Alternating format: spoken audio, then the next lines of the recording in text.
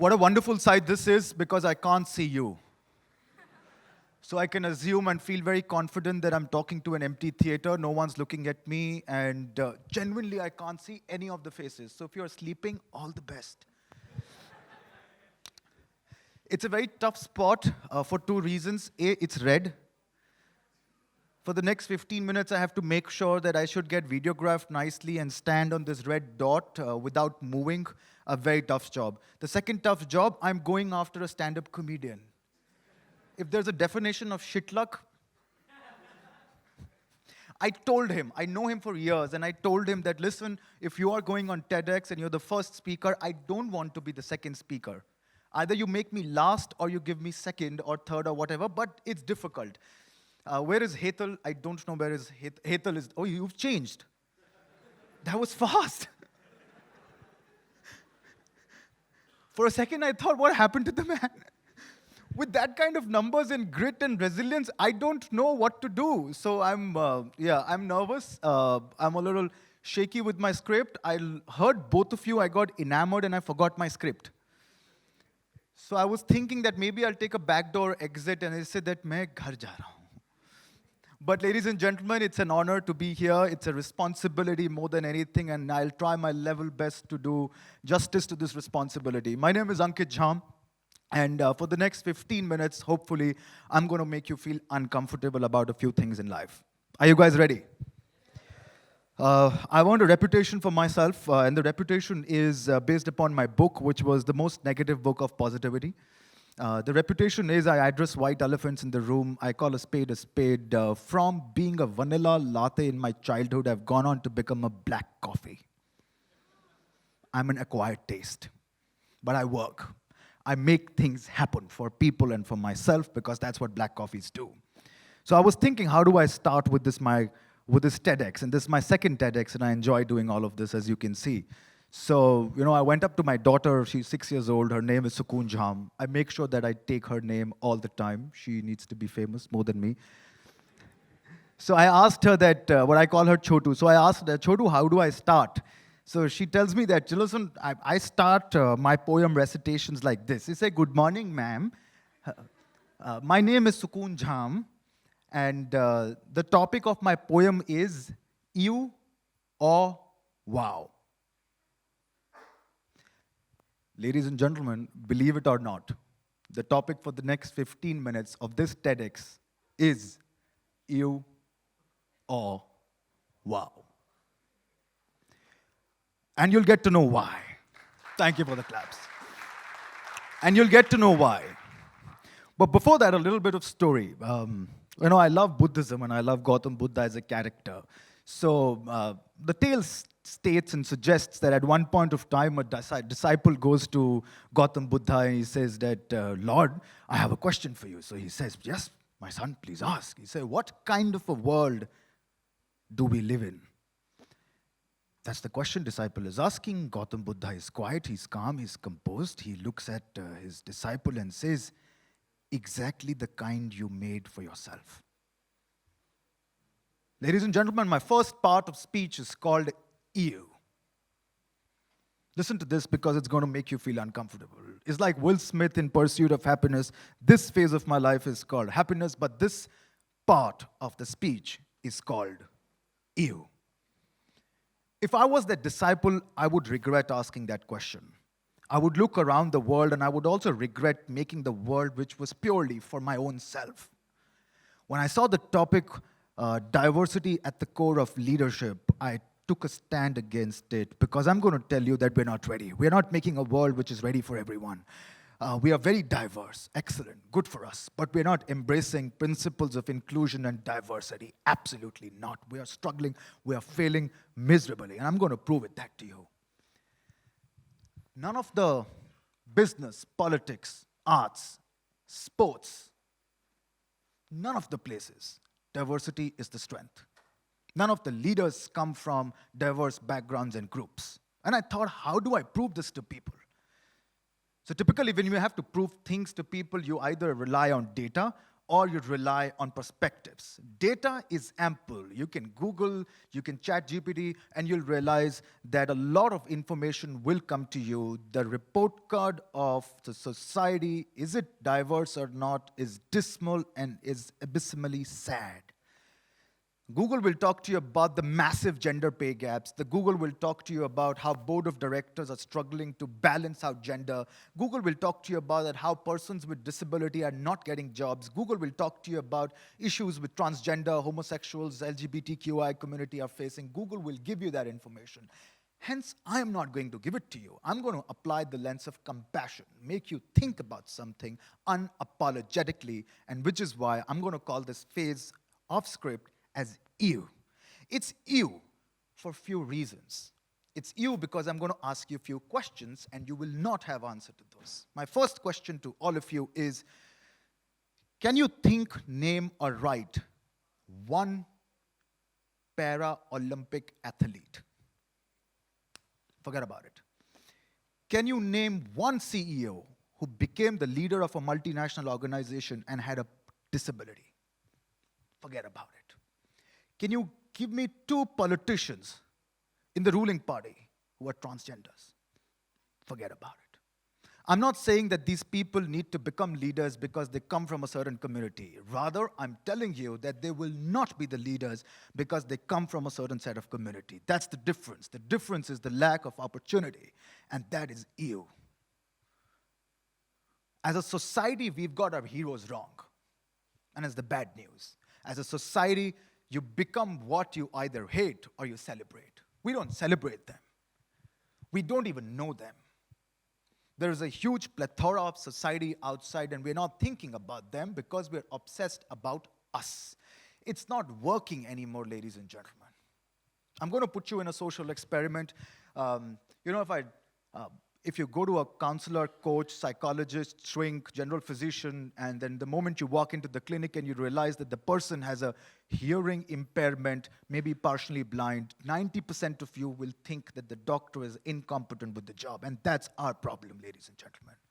We measure competence because you have a very narrow definition of measuring competence. My first big idea for the evening, which I'm going to bounce off to all of you, is we got to bloody change the syllabus of childhood, how we make friends, how we accept people. We got to start rewiring ourselves to a point that we got to stop looking at differences as inferiority. Our problem is that if a person is not like me, there is no place for the world which I've created. For the last 40 years while I was writing this script, I realized that I've not had one friend, one colleague, one mentor, one role model. I never grew up with anybody who had a disability or who came from any community which was diverse than I was. And it's not because there weren't these people. There were always people around. It's because unconsciously I was trained to go to people who felt like me, looked like me. They were built like me. And unconsciously, I created a world which I now, today, don't like.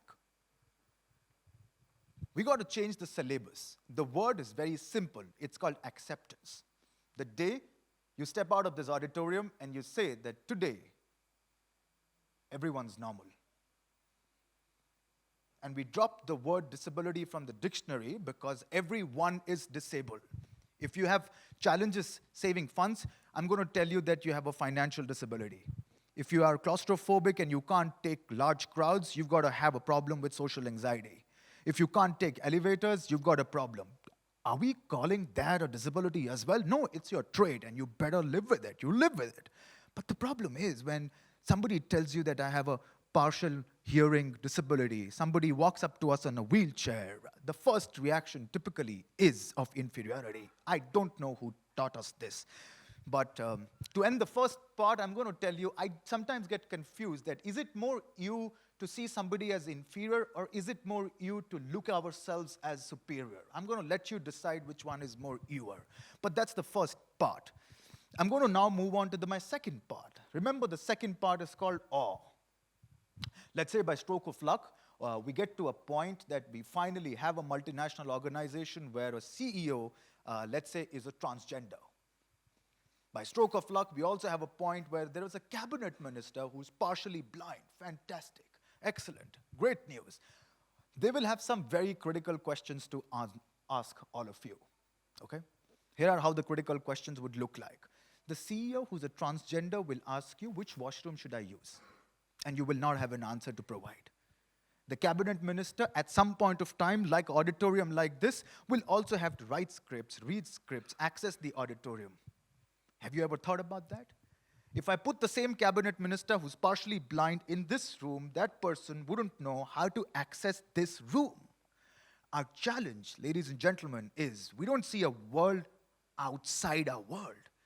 The moment these people step out, there's a huge challenge which slaps them on the face and say that, please stay inside because the world's not built for you. And the challenge is called accessibility. Our environments, our ecosystem is just so bloody inconducive for people who are different than us. Now you might ask that, Ankit, ye log kaun hai? Where are these people? Does India have a lot of people with disabilities? Are there huge diverse groups? There are 200 million people in India at this point of time. 15% of India's population, they are in perpetual social isolation, which is called as lockdown for them. Because when they step out, they don't know how will they access airports. They don't know how will they reach malls. They don't know how will they access restaurants and cafes and gymnasiums and restaurants and all the complexes. We don't know. You know, if I give you a wheelchair just for a demonstration and I ask you that, why don't you sit on the wheelchair and travel the room? In the next 10 seconds, you will at least see 10 challenges. How do I get up? How do I travel the slope? How do I get to the auditorium? How do I get to the podium? How do I get off to the podium? Have you ever thought about that? My second big idea, if leadership needs to have diversity as the core strength, is accessibility audits in India. Now, you might say that, Ankit, it's already happening. There's a Rights of Persons with Disability Act 2016. There is a convention. There's an Accessible India campaign. Of course there is. Have you seen one building, one hospital, one railway station getting transformed completely? The second problem is that we've over-obsessed with gender balances. We are over-obsessed with the narrow definition of physical disability. The person sitting on the wheelchair is not just physical disability. There are others as well. We have to look beyond. We have to make arrangements, adjustments in our world for all of them. And that's where accessibility is a problem and needs to be solved for. You know what's going to be amazing one day, and I live with that dream. It's going to be amazing if I go to Starbucks and a person follows me on a wheelchair without your support, without my support, accesses Starbucks, goes to the counter without your support, without my support, asks for a coffee without your support, without my support, grabs the coffee, goes, sits somewhere, grabs his coffee, enjoys his vanilla latte, and gives a shit about who's looking at him. That's the world you should be living in. We are far from it. Some of us will look at the person and we'll do, oh, and that's my problem. And that's also the end of my second part of the speech. But wait, because the third part of the speech is going to hit you hard. It's called wow. We don't wow them. I'm going to throw some questions for you to think and see if you can answer these questions. Why don't you name one athlete with some disability who has 1 million plus subscribers on Instagram? We don't have an answer for that. Why don't you try and take a call and see if anybody from the diverse communities and the groups got the maximum amount of brand collabs, PR contracts, advertisement contracts? Let me make it easy for you. Name one Bollywood actress who gets paid equal or more than the male counterpart. The answer is no, don't even try thinking about it because it's not happening. These questions might look similar to what I've been talking about, but there's a huge loads of difference. The difference is celebration. We're not celebrating these people. We're not celebrating success because we are wired to think that they are inferior. We are wired to see differences. A part of you is still questioning them. Ye kaise kamyab ho sakta hai?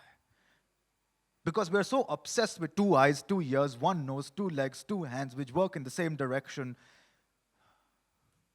Very unfair.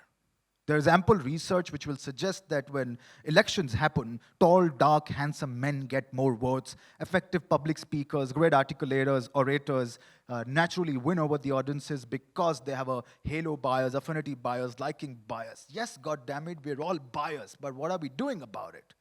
It's not a medical condition which you were born with and you can't do shit about it. You can do about it. The point is fairly simple, ladies and gentlemen. I'm going to make it in your face that till the time we don't celebrate and change our heroes, till the time we don't replace our existing role models, we will never have a diverse world. I want to drive you to a closure, but I'm going to plant a dream when I drive you to a closure. And listen to the dream very carefully. And the dreams got crafted because of text, because of the friends I have in this room. Here is a dream. 2050, exactly 26 years from now, I think I will be 66, and hopefully by the pace at which I'm proceeding, I must be doing my 50th TEDx, hopefully, if you guys still invite me after feeling uncomfortable in the talk.